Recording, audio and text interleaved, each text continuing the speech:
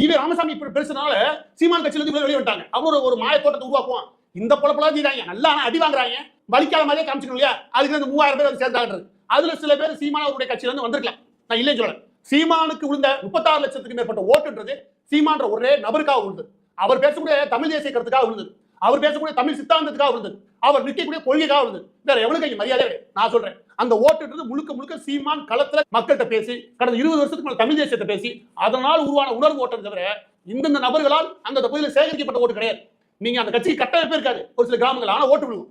ஏன்னா சீமானை பிடிச்சி. எனவே எத்தனை பேர் போலாம் சரி, போற மாதிரி கணக்கு அமைச்சாலும் சரி, சீமானுடைய ஓட்டு குறைய போறதே கிடையாது. அதுவும் இந்த விவகாரத்துக்கு அப்புறம், ஈவே ராமசாமி விவகாரத்துக்கு அப்புறம் எனக்கு தெரிஞ்சு ஒரு 5 இருந்து 6% ஓட்டு கூடுமே தவிர குறையதுக்கு வாய்ப்பு இல்லை. இதை சொல்லல, திமுக காரனுக்கு அவதூறு பரப்பு முடிவு பண்ணிட்டான். அதுக்கு என்னென்ன வழியா எத்தனையும் தேடுறேன், நிருபர்களை கூப்பிடுறான், போடி பேப்பறான், அந்த போட்டு போய் கட்சிக்காரல விளையாடுறான், இந்த போட்டு போஸ்ட் வச்சு அந்த கட்சிக்காரனை ஒட்டுறான், எல்லாமே நீங்க என்ன பண்ற?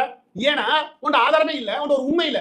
அந்த ஆள் தர்மடி கொடுத்துருக்கான். யாரு? சீமான் தர்மடி உங்களுக்கு கொடுத்துருக்கான். அதுக்கு வக்கு இல்லாம அது வழி தாங்க முடியாம ஏதோ பண்ணிட்டு உனக்கு நேர்மையும் இல்ல, அரசியல் துப்பும் இல்ல.